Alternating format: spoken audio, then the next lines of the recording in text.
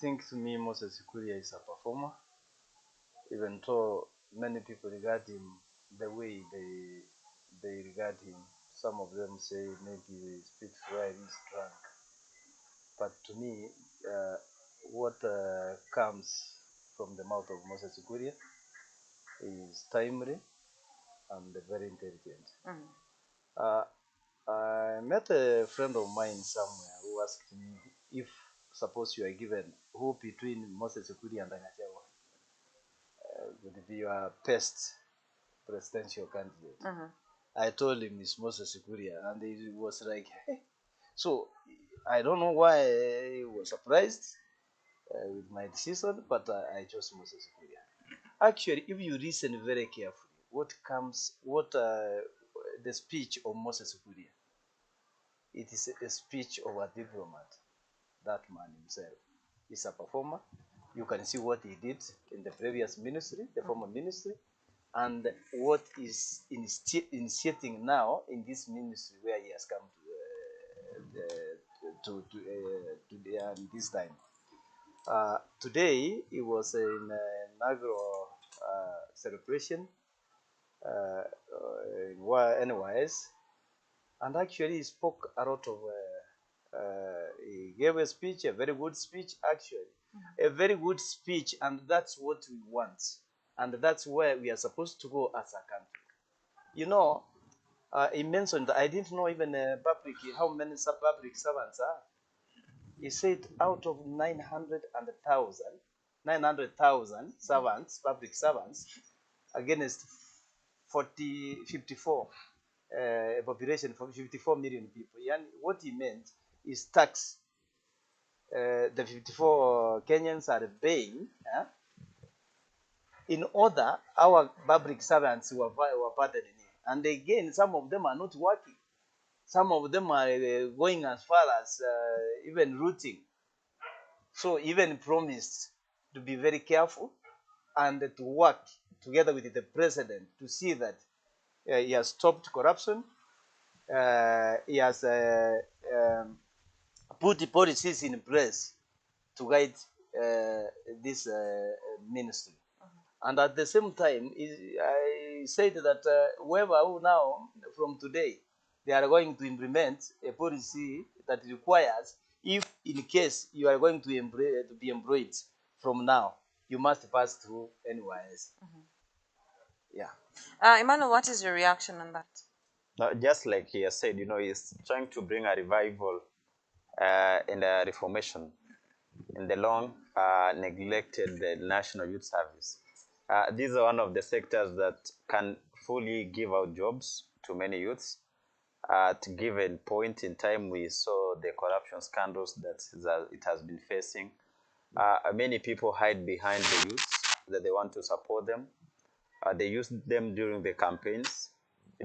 One of the demographics we have is that the youths have a large number.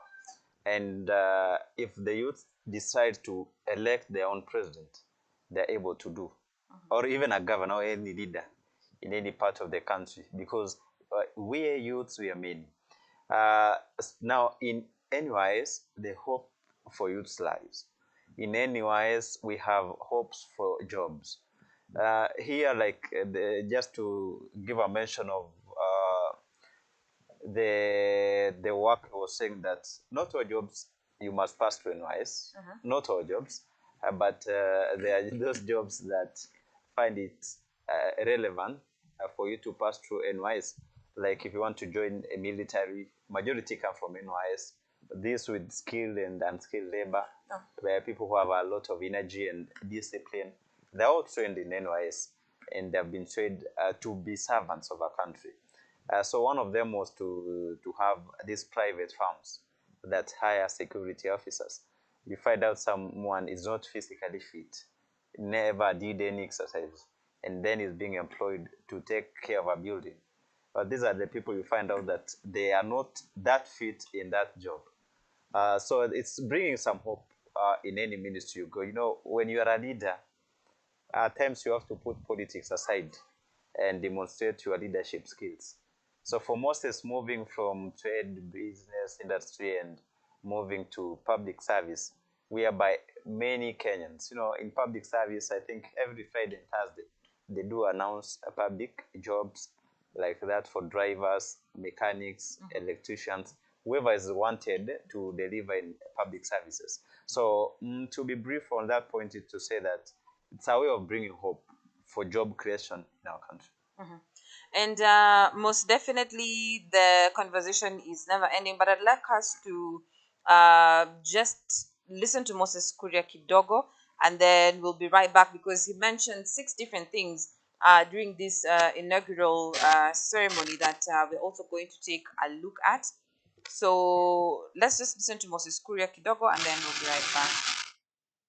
The chairman of the NYS Council, my good friend General Juki Mwaniki, Director General Bonatebul, members of the council, senior members of staff and management, Wagwana servicemen and women, hamjambo. Hamjambo tena. Ni furaha yangu leo kuwa hapa na nyinyi. Ni siku 19 peke yake tangu rais wetu anitunuku hii heshima ya kipekee ya kuwa waziri wa huduma ya umma, public service, mambo ya utendakazi na mambo ya kuhakikisha ya kwamba sisi kama serikali tunatenda ile ambao ni wajibu yetu kulingana na ile mamlaka ambao nyinyi kama wananchi wa Kenya mlitupea. Na katika hiyo kazi yangu niko na majukumu mawili ya muhimu. Ya kwanza ni kuhakikisha ya kwamba wafanyakazi wote ambao maslahi yao, mshahara yao, matakwa yao yanagharimiwa na mtu ambaye analipa ushuru katika taifa letu la Kenya, anawajibika na ako na kiwango cha utendakazi kama vile ambao wananchi wetu wanatutegemea. So therefore, my first task in this ministry, and within only 1 week, I was able to release or share with the public my 10-point plan of what I'm going to do to ensure we have got accountable government, a government that goes to the public, tells them what to do, what they are doing, to share with the public, because we are not bosses. We are servants. And as I've said before, a lot of us confuse.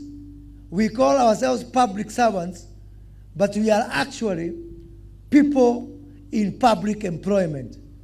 There is a difference.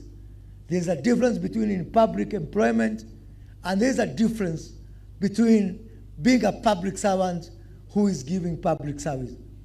So I am going to ensure that all of us, from ministers to PSs to CEOs to chairmen and board members, we go to the people through what we are calling Wajibika county hall forums across the country and share with the people who employed us. A lot of us, we are very good at accounting to our bosses. Mtu anaenda kwa PS, anamwambia mkubwa, anaenda kwa director, anamwambia mkubwa. Hao sio wakubwa wenu. Wakubwa wenu ni raia ambao wametupea kazi na wametupea hiyo privilege ya kuwatumikia wakati huu. And so therefore, it is my priority to ensure that I take the government to the people, so that the people who have that privilege of serving in government go to our employers, go to our bosses, and tell our bosses, this is what we are doing for you. In doing so, also we have to ensure that we also measure ourselves. I have a performance contract with the president.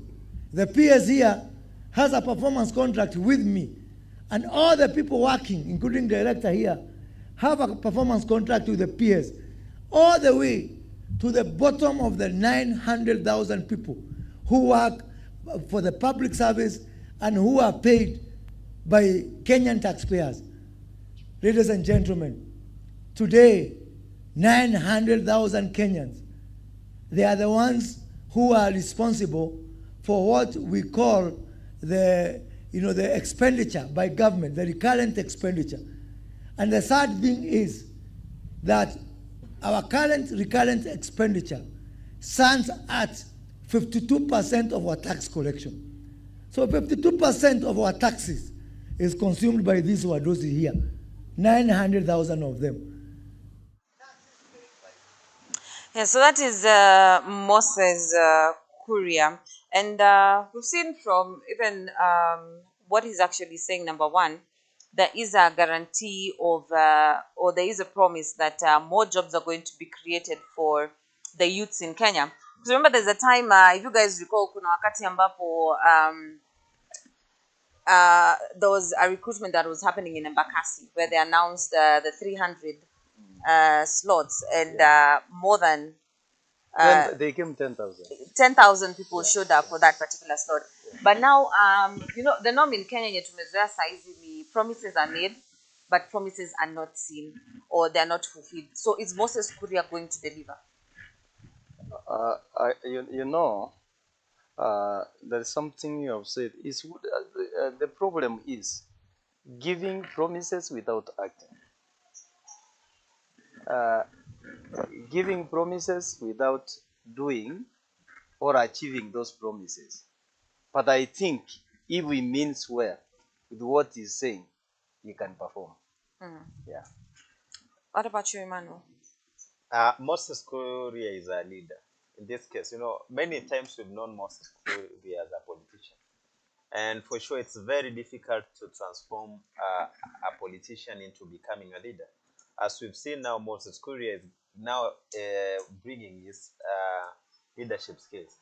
You remember some few days ago when the reshuffle of cabinet was being done, many were saying that this could be the possible end of Moses Kuria.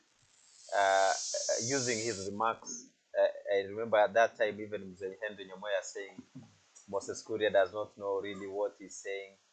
He does not understand. He is representing a government. But I'm happy today he's here smiling and saying that. No. I didn't understand. Even our sister here, I've never ruled Moses Kuria out. The internet does not forget. You can have that video here. If you can remember, me, I've never ruled out Moses Kuria. Anyway, what I normally say, Moses Kuria is a leader, except people take him for granted. Yeah, and that's what I said actually. Our Kenyans keep defending themselves, even where they should not. But anyway, I was saying that many enemies of Moses Kuria came up trying to say that this could be the possible end of Moses Kuria, and now that he will be maybe limited on what he's talking. But he said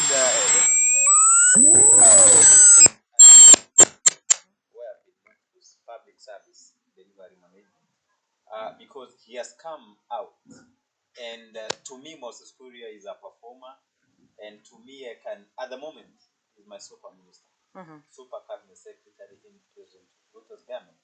The president himself wants accountability, and by this one, to be accountable to the parliament, to be accountable to the people that is serving. So you find out that the president wants accountable leaders. By wanting accountable leaders, Emmanuel, I'll cut you short, kidogo, then I'll come back right to you. Just in order to refresh our views on what we're actually talking about. So we saw the cabinet secretary, that is Moses Kuria, announce, or better yet, announce a couple of job opportunities for the youth, and some of the things that he talked about, which is what we are discussing here.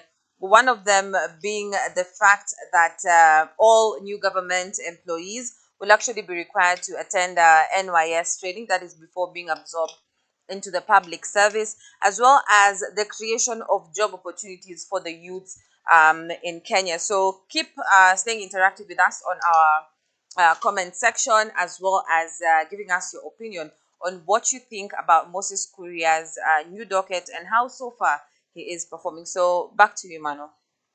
So as I was saying, to me, is a super cabinet secretary. One, he has brought reforms and the performance. You saw in his first year as a cabinet secretary in trade, business, investments, launching different industrial parks in the country. He did it so that you were not able to know the next move. Now he has been given another role. And less than 2 weeks, he has come out with a 10-point plan on how he's going to bring reformation and how he's going to revive the public service. One, he has talked about Wajibika program, whereby the public permanent secretaries, the cabinet secretaries, members of the public service are able to come up in a town hall with other leaders and explaining to the public how they've performed. You know, it's not something easy. It's just like to say when launching a manifesto.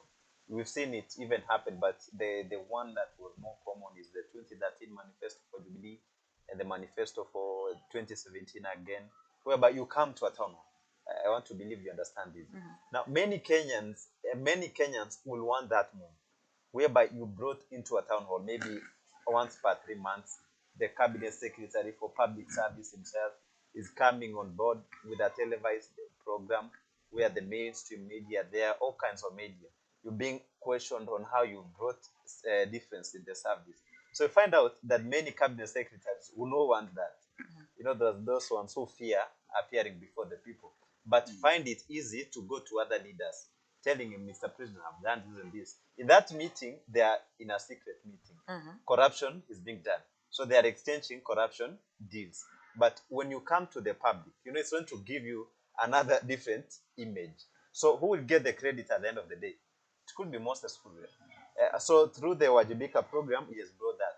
And about the NYS, he has brought out, it was actually his point number 4 of the 10-point plan, that to change the NYS, it will be there, but in it is going to be a leadership college, whereby the youths and anyone who is undergoing training in NYS, you're being taken through leadership studies and skills. So in here, leadership include on how to be a good leader, on how to explain your governance, things that you are not supposed to do as a leader.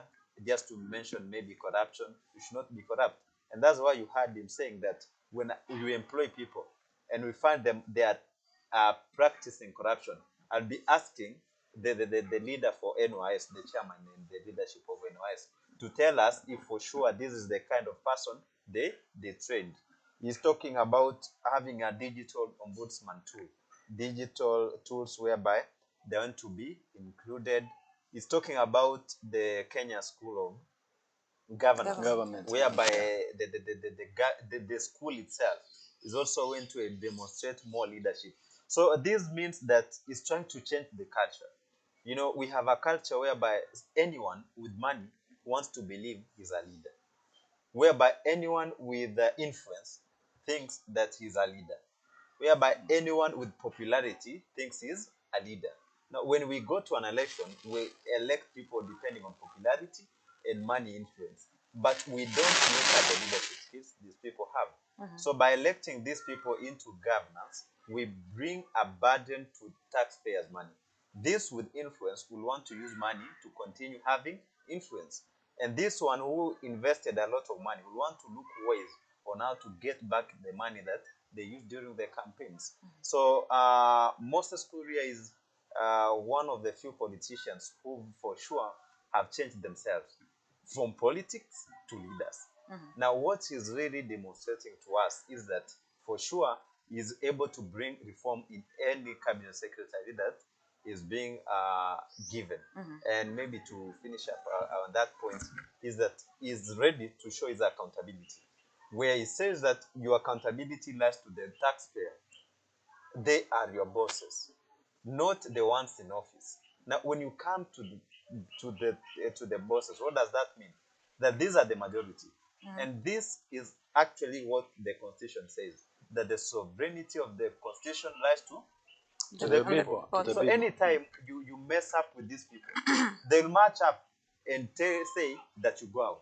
So these people, when they demand from you to deliver, you must. And to the developed world, the first-class world, the only difference they have with us, Kenya, the third world, is that we don't demand of our leaders, but our leaders demand of us. They demand of us to vote for them, but we don't demand for them to deliver what they gave out during the manifesto. So if it's trying to come, and if we bring these ones, now it will change our culture to a point that we will demand the leadership. Imagine you are in a town hall. Maybe the cabinet secretary for education has come, and all stakeholders are there asking him questions one on one, and his whole cabinet, they're seated. Here, there's no an excuse that we are rushing somewhere. Huh? Maybe it's 3 good hours to have with the cabinet secretary, with the parents complaining that the CBC program is expensive. You get it at first hand from the person on the ground. You don't have to use a middleman, maybe the teacher service commission, trying to lie to you that you see this program has been accepted. Huh?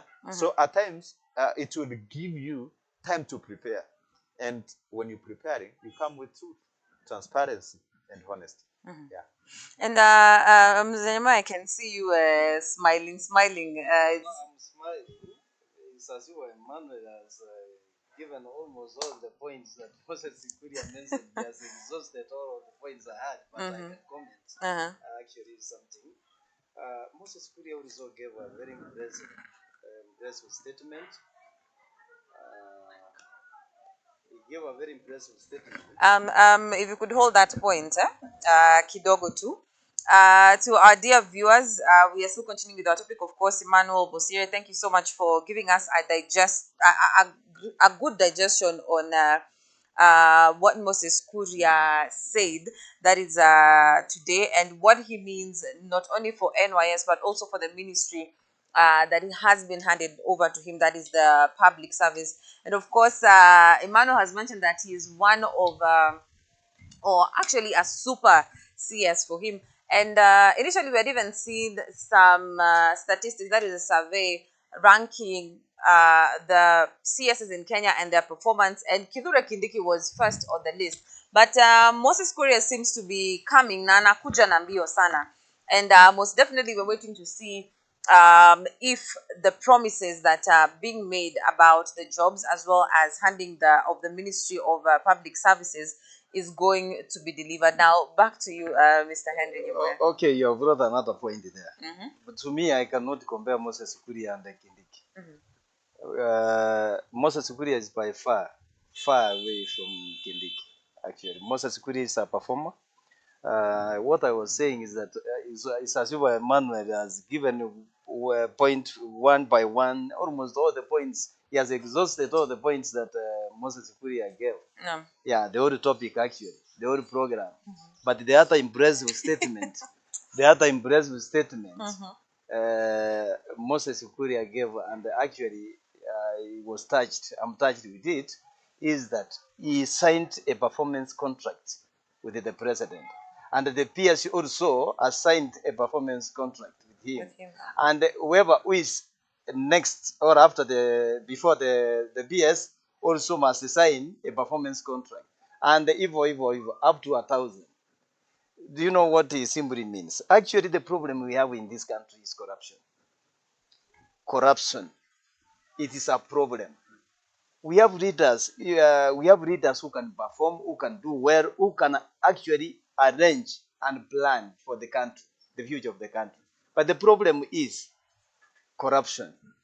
And we know maritime it as cartels.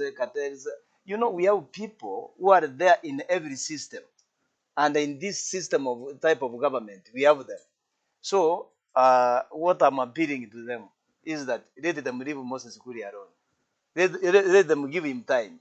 As he has promised that he has signed performance contract with the president, we believe it. So, yeah. Yeah. And maybe before, don't say that I've taken all the points. You know, Mzee. Yeah. There are many points on the same. It is in good faith.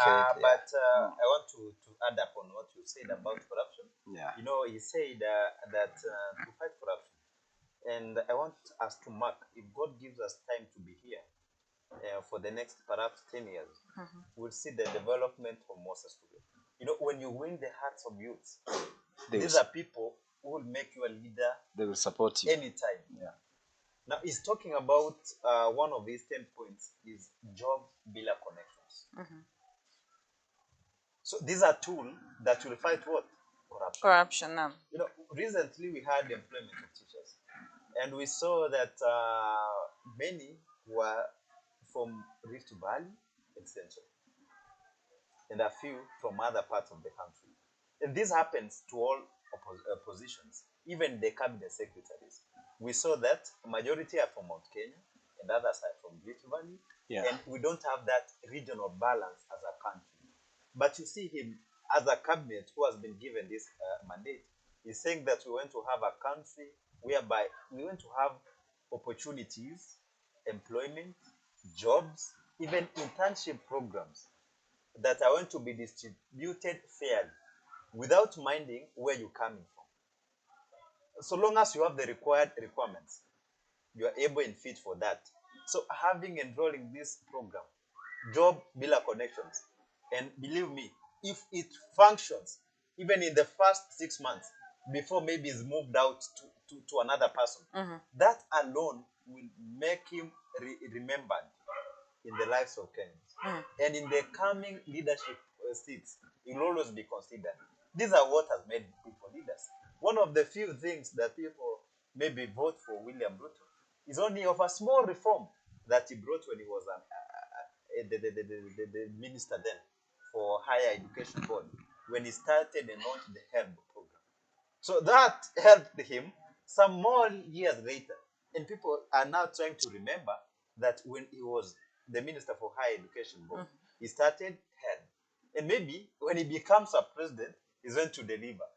And sad enough, we are seeing the irony, but I don't want to go far. When he was at agriculture sector, he brought fertilizer then, 204, 205 there. Fertilizer karudi chini around 2000, and it was affordable to all farmers. And now, coming 2022, some maybe thought when we give him this seat, he's going to deliver. And one of the things that he tried to do, he tried to go back on what he did on fertilizer sector, and is what we're seeing him. And there we have to agree that fertilizer prices imerudi chini. So this chenye Moses Kuria anaweza anzisha dizia, inaweza msupport some days in future. You know, at the moment, hatuko sure how long he'll be here, because in politics there are enemies. Yeah. Even the president himself might think this gentleman is coming so dangerous. You know, you can have a time where your minister want to supersede you, and in politics you don't give a damn of that. What do? You cut him off. But God will use other ways, maybe to return Moses in future. Remember, he has enemies. Yeah. You know, one of the few things he was moved from industry, from trade, is what he was doing. Emmanuel, He was delivering. There's something you mentioned about the domination of two tribes in the public service sector. And actually, that's what I also want to comment. I really recommend you for that, because it's what is happening now. You get almost 40% of public institutions is dominated by Kikuyus and the Kalenjins. When we talk openly like that, we don't mean that we are selective or tribal or what, but it is true, and it is really what's happening. So if really they are going to follow what exactly Moses Kuria has mentioned or told the people today, then we might head into a good direction. Because you see now, most of the jobs we have in this country are dominated, especially in the side of NSSF, is dominated by Kalenjins. TSC is dominated by Kalenjins. They share equal, they lie the same with the Kikuyus. And when you come to Kenya National Highways, they dominated with the Kikuyus. The 6 out of 14 public institutions, 6 out of 14 is dominated by Kikuyu and the Kalenjins. And I think we need regional balancing, as you have said, balancing accurately, no matter which region, which side of which side you come from. As much as you are a Kenyan citizen, as much as you are involved in decision making in this country, you are also supposed to get equal share.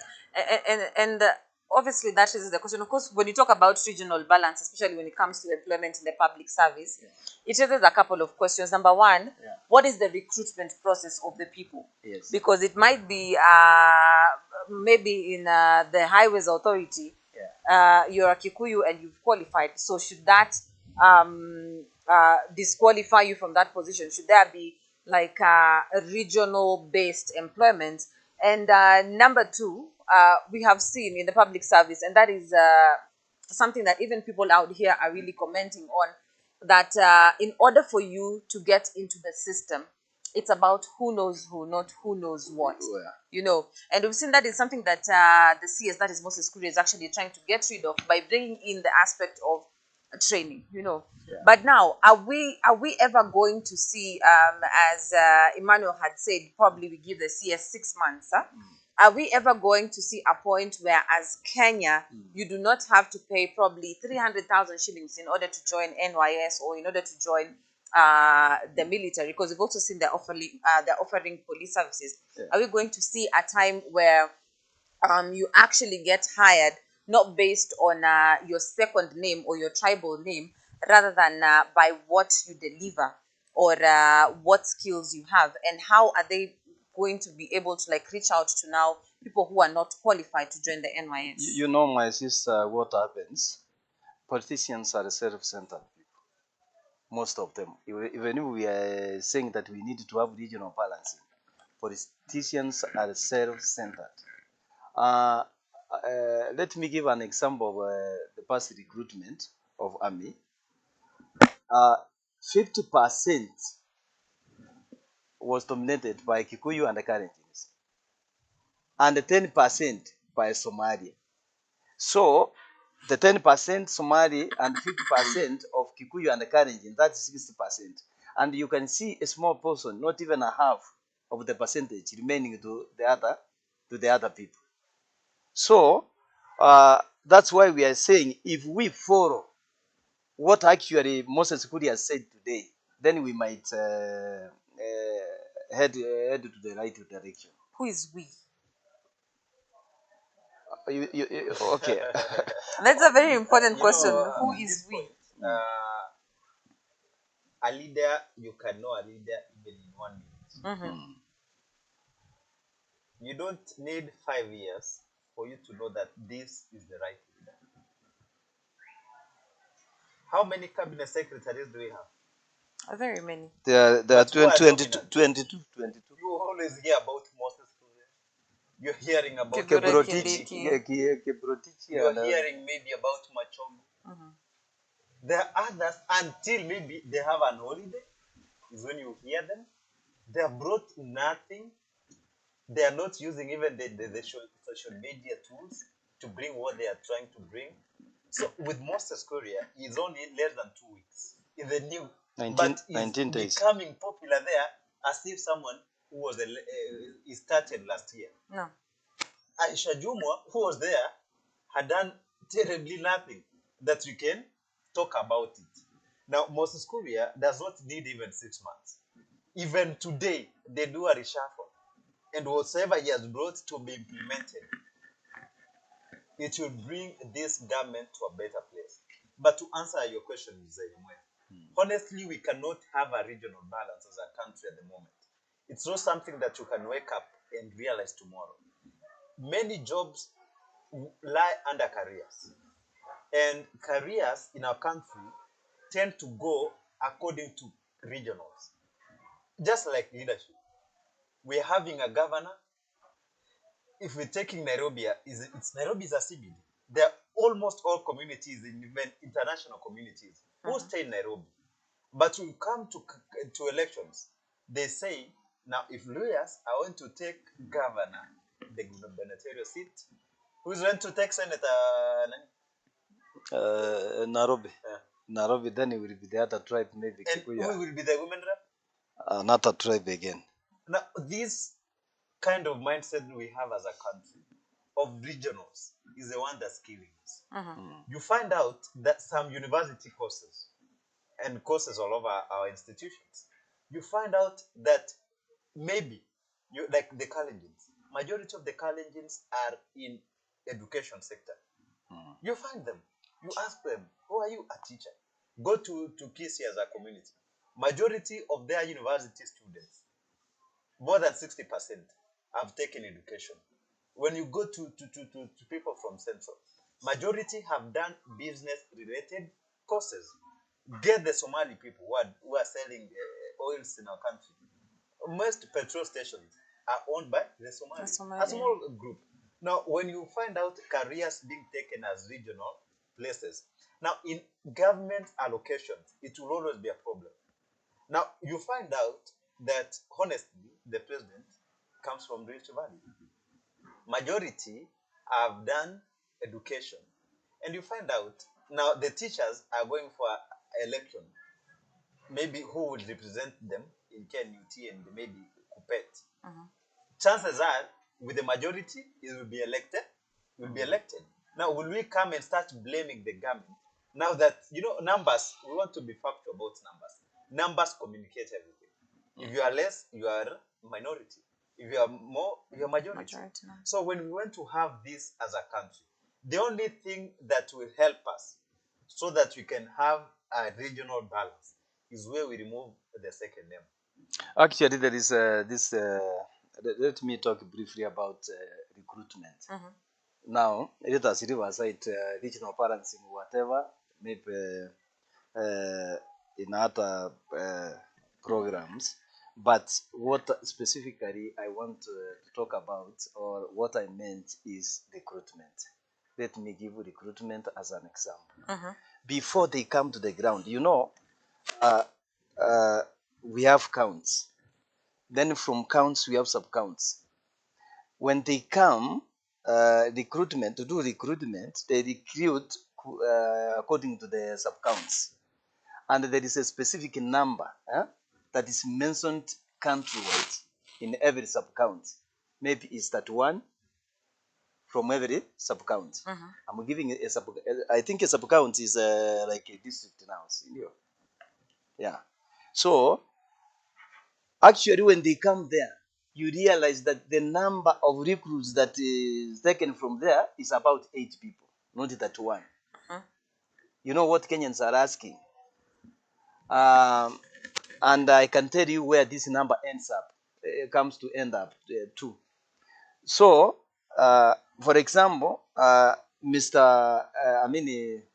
we can give anywhere, like even in Nairobi, as a sub-count. If the recruits are supposed to be 31, you realize that they have taken only 8. And they go to another sub-count. Instead of that one, they take about 12. The same kumaliziwa hapa Nairobi. Because, Emmanuel, if one MP is given 8, whatever, another one 10, another one 8. So, I imagined these 6 MPs already wako na 30. Unaona? Could it be these are the chances zile ambazo zilikuwa zifanywe pale kwa ground? Unaona? And also inaweza kuwa pia hata hizi tunasema kwamba Kalenjins and Kikuyus dominate a number, bigger number of recruits or employment. Maybe hii ndio njia wanaipata. Unaona? They announce it lakini hawafanyi kwa ground. Now, Emmanuel, as you answer that, as you respond, also elaborate on, you said we leave second names aside. What did you mean by that? Okay, a second name. What's your name? My name is Emmanuel. Mm-hmm. Emmanuel who? Bosire. Oh, you are kissing. You know, that's what I meant by. You find out that someone is asking you your name. What's your name? Patience. Patience who? So that They want to know the he second wants name. to know My the ethnicity, second name. By Yeah. knowing the second name, Mhm. they have already concluded chances where you come from. And the next conversation after your name will determine how your name sounded. If your name sounded familiar to them, even the language will change. Now you move from national language. We've gone to offices where in that office the language of the day is not an official language. No, And these people are speaking things the that we are facing as a country. no. Mzee Henry is talking about corruption. You know, with increased corruption cases, first we must agree that corruption is illegal. It's not something that's acceptable in the community. So there are players in the community who are fighting up corruption. We have the Integrity Center. We have even you as a self. How many times have you reported a corruption case? I'm happy that you saw, but I know that story. I know you meeting the MPs, and I know the reason you are meeting them. You had this son of yours you wanted to be employed, and you are looking away to meet your area MP to employ him. So you had gone with some No, me, I didn't know what they went there for. No, I remember that scenario. No. No, honestly. Okay, I don't have a son. Where are we spilling the beans? Let's just go back to the Why is issue he bringing on. such stories? Yeah, Because I let's don't go have back a to son- the issue of I don't corruption. have a son personally who is employed with us. No, You know what? Let's leave personal issues I behind. know Back to the corruption. reason he was Emmanuel, meeting don't say in a you close know. meeting with the No, And you don't Emmanuel, know. let's go past that. What I want to bring this picture is. But you know, those honestly, it's are not again meant- which it's not you. But what I'm trying to bring here is the reason why people meet MPs is they want to meet them to ask them favors. And when someone has met you in a hotel, in a closed meeting, in maybe a restaurant, they have a high chance of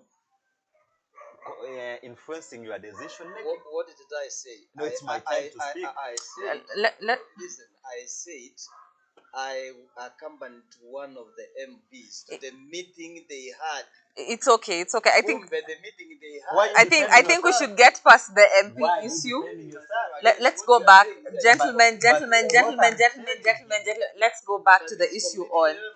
Yes. Now, null and void. Let's go back to the issue of corruption that you were talking about. So the point I'm giving it, when you're having such discussions, and that's why we want us to be open-minded. When I'm giving a point, it does not really mean you. I will be using you as a sample of many others who are doing the same. So Mzee Henry, you must understand these discussion skills. But I'm the one who brought that statement. So when I'm using your statement, Gentlemen, let's get past that discussion, Mr. Emmanuel. now, perhaps I could use a different example then. That with corruption, and these are why we cannot even fight corruption. When we try to give people names, they want to defend themselves. Something that seems they're guilty of the offense that they have done. So moving on, under corruption, you find out now Moses had said that we're going to have a point whereby we're going to have jobs without connection.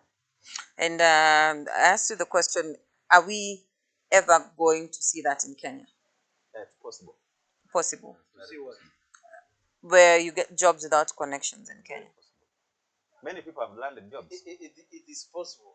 But But according to the system we are having now, it will be very impossible even for Moses Kuria himself. it's very possible. Actually, It's very those are the possible. dreams of Moses Kuria. But when it comes to the system itself, it will become so impossible for him to amend the policies that he has promised people to take. We should also have this acceptance as a country that things are moving on as a country. So we don't only come and generalize that this cannot happen. If we continue with this kind of mindset, like just saying that, how sure are you that this is going to happen? And someone says, as a country, this one is very impossible. It's very possible because maybe of the 300, even them, they know in the 300, recruitment letters. First, we have the original letters.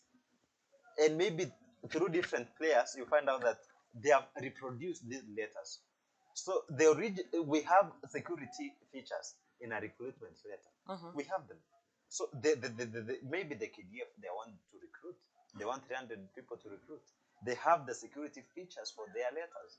And then of this, maybe a fee have been produced. And with them, they have maybe fake security features. Which employment letter does not have security feature? It has, of course, but they. Why are you cutting me off, Mr. Himaya? I'm telling you what is happening. When you have security features, it does not mean how many people have been arrested on recruitment. Very many. The security features are the ones Very many. Many people are arrested. Every single time there's a recruitment. When they sleep and they have been taken to But court. they don't even sleep in the police station. No. That's a very. Okay. You know, today, if you had. Mr. Henry. If you listen to Moses Kuria very carefully, he gave a number of NYS number of NYS recruits they wanted, 300. They came 10,000. What do you think happens or will happen if they have come 10,000? You know, let's get to understand the things that are happening on the ground. Recruitment of NYS or KDF happens all over the country. It does not happen at one specific point. So when they're saying maybe we are going to Embakasi, what they want a representation from Embakasi. When they're doing it from Western, they want that Western region. When they're doing it from Nyanza, they do it even sub-county regions. They do it as sub-county position levels where recruitment is done. So with security features, they are the ones that help the players fighting corruption to get rid of those ones practicing corruption. And it's from the culprits or the suspects you've arrested who will give you the region. So, actually, now, what's your point here? Put me correct. My point. What's your point? My point is. Go to the point. Tell me this is the point. This is simple. You have never gone to the ground. The way you are analyzing, actually, you have never gone to the ground. You have not seen how this recruitment is done. Nothing is ever straight there. It's completely corruption. That's why even the number they announced earlier from every count, our party. I have colleagues, friends who've been employed, who've been recruited without taking even a bob, even a cent.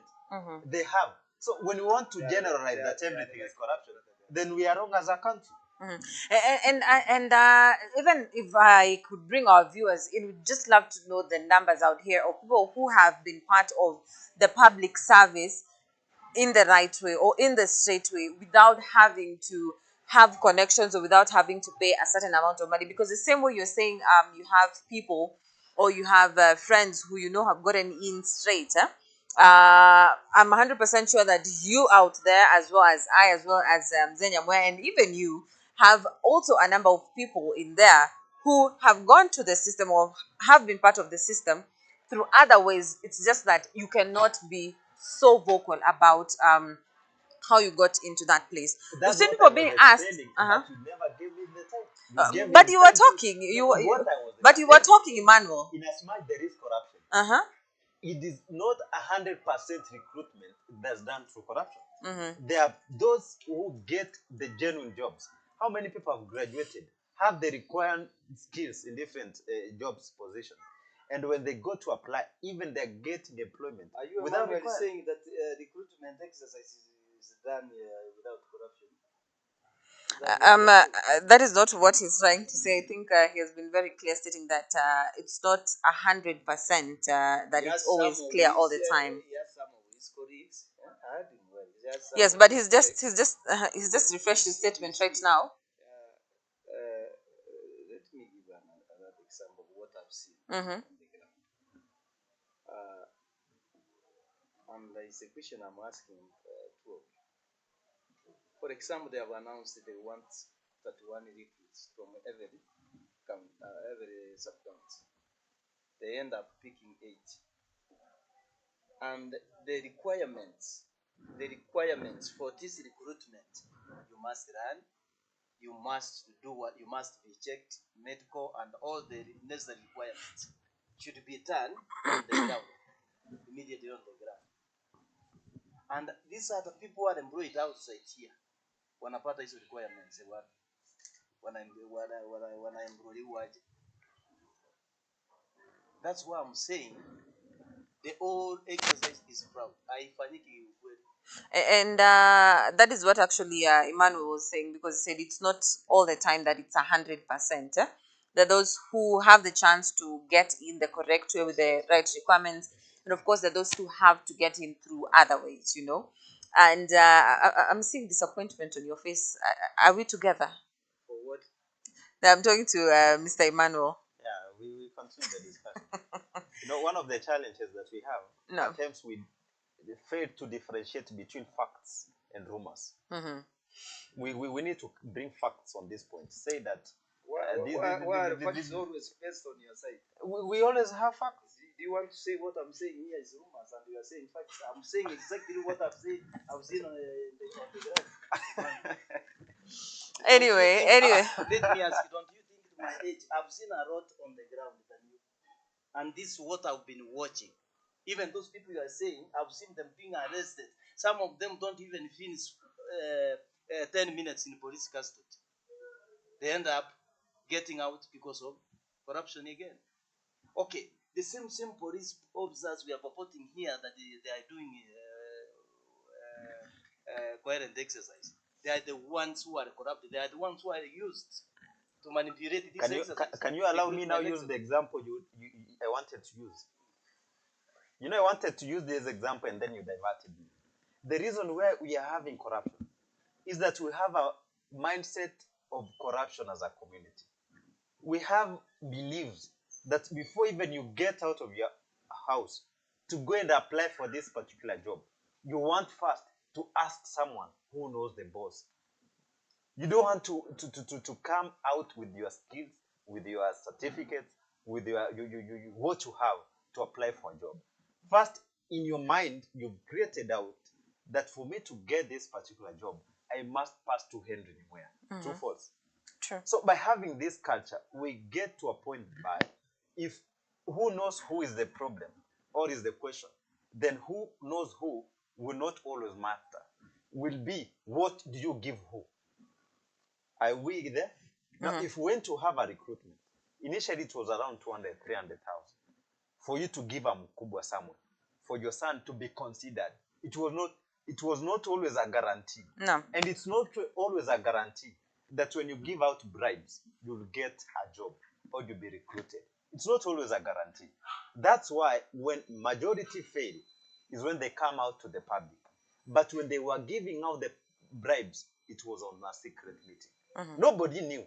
But when the deal had gone wrong, they'll now come out to the media, they'll come up to online community and want to point names that I gave this and this particular amount, but did not do on return what I gave. So when we come into this discussion, who gave who, how much, you find out that the 300 went even a million. So it's one way to deny you opportunity. If you go to a mheshimiwa, maybe to favor you in employing your son, and you have maybe 300,000 to give, and someone else gives $1 million, and someone else gives 2 million, who will be considered? The one with the highest amount, of course. So at the end, who gives more will be the one to be considered. Benefit, yeah. Now, the others who have given out, what will happen? Can you give me a minute? And for sure, the one giving this trying to ask this amount, they could not be doing it willingly. It's a way to tell you this is impossible. So maybe they look at you and say, this is very difficult. But if you give me this amount of money, I will consider you. Trying to reduce the number of the many who are wanting his support. So this is what I was saying, that in as much there is corruption, not all go get jobs with corruption. People here are majority. And for what I can say is only a few. So by those practicing, will not come and tell us that the only way to go by is corruption. And if it's corruption, Why come out when you are giving bribes in a secret place and then come openly telling us the deal has backfired? Now help me. So this is what I was telling you there.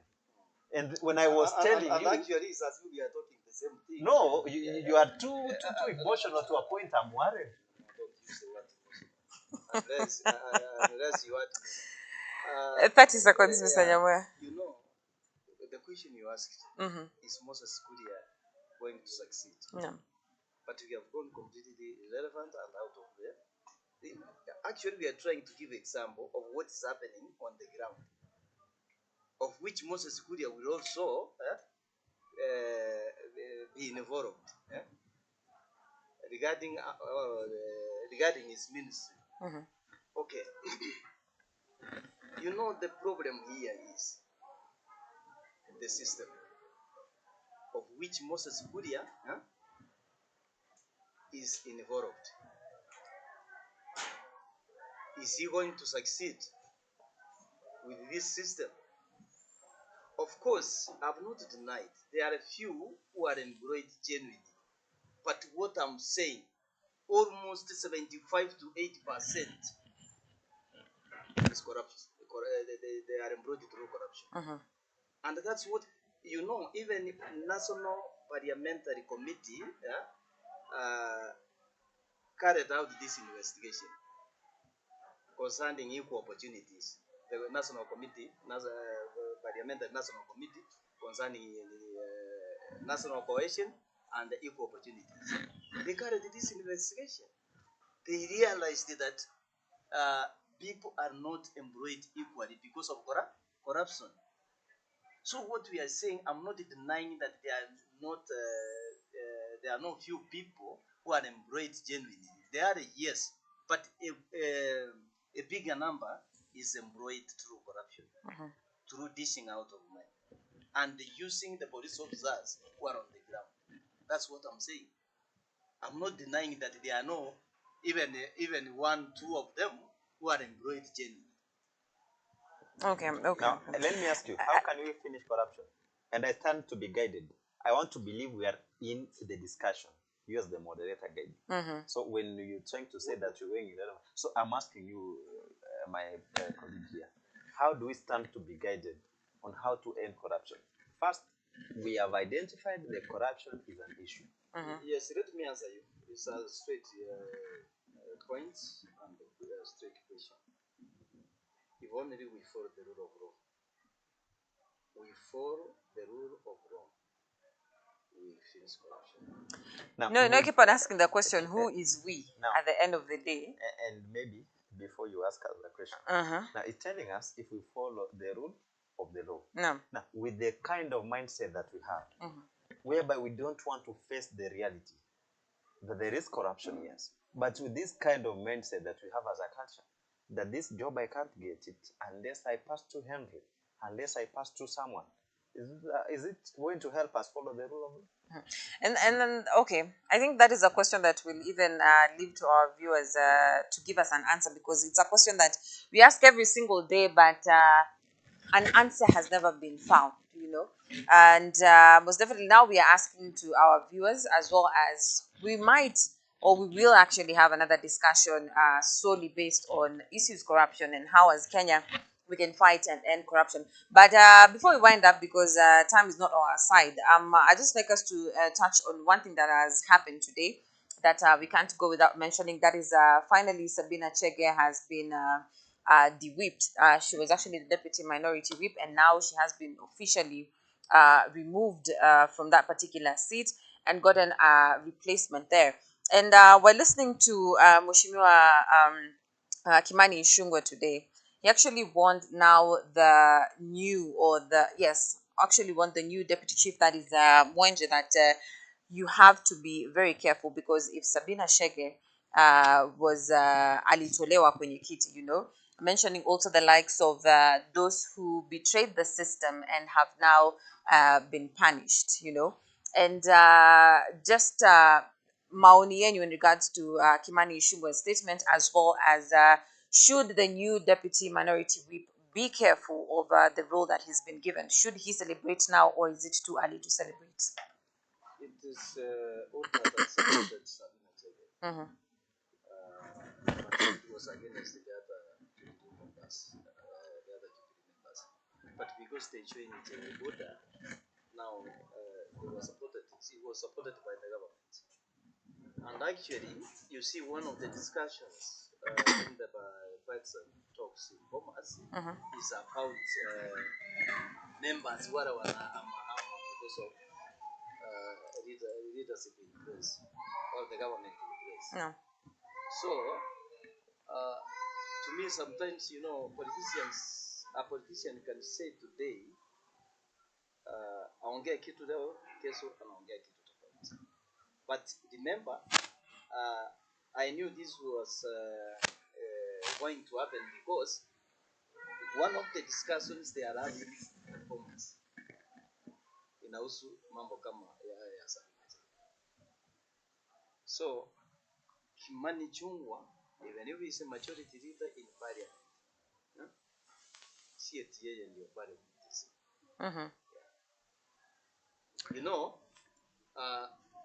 It's as if Sabina Chege Jubilee, even though she's purporting in Jubilee, it's as if she's sort of the Jubilee and the Jubilee. You see, okay, if she's opposition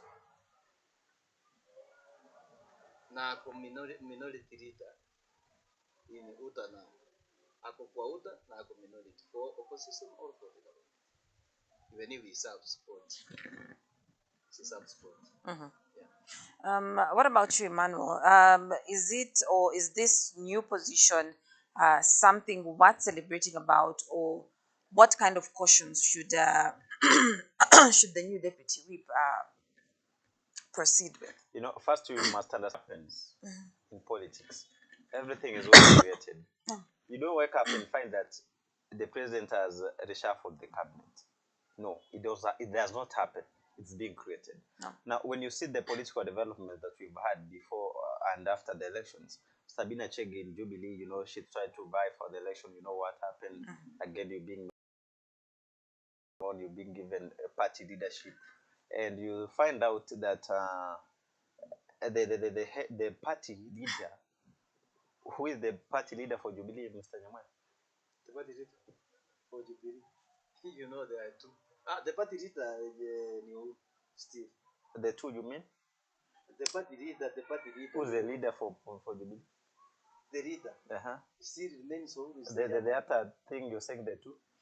There is a division. There is a division. Jubilee is divided. Between what and what? Jeremiah Kion And the Isibo and the Sabina Chege. No. So I want in this discussion to build an answer for you. Now, the other... No, you've answered. I know.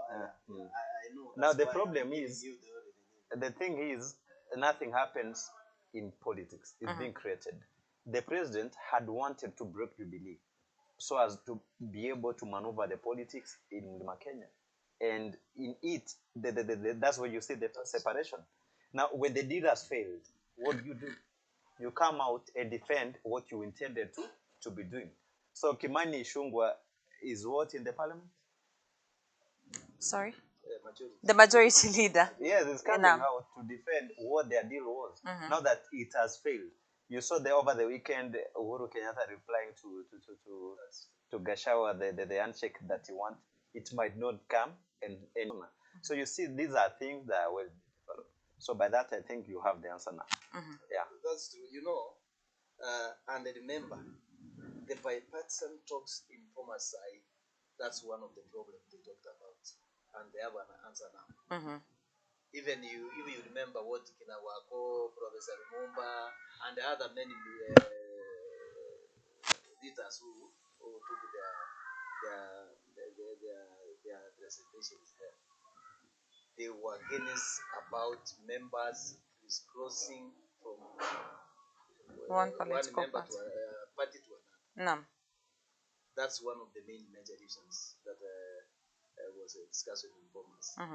So you can remember Sabina Chege and the other friend, the other guy, going to Bomas defending themselves. Do you remember? No.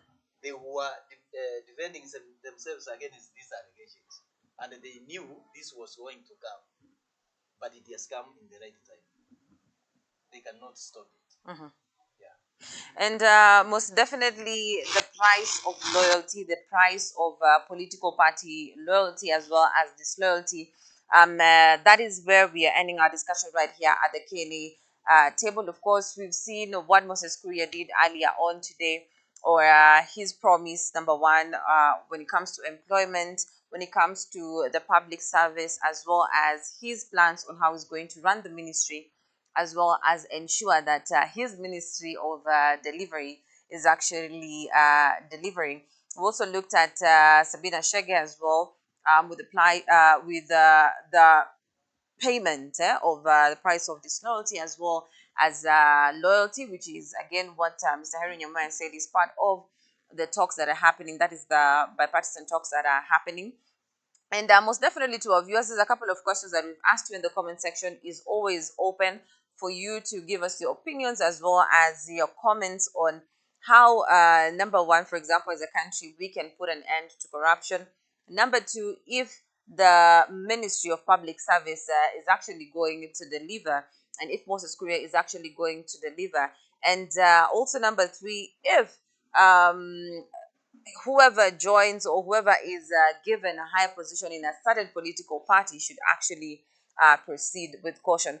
And this discussion obviously has been courtesy of our two guests slash analysts, that is Emmanuel Bosira as well as Mr. Henry Nyamwe, hosted by Itamar Patience, and our producer William. And from us to you, depending on whatever time you're joining us, we are saying good morning, good afternoon, and good evening to you.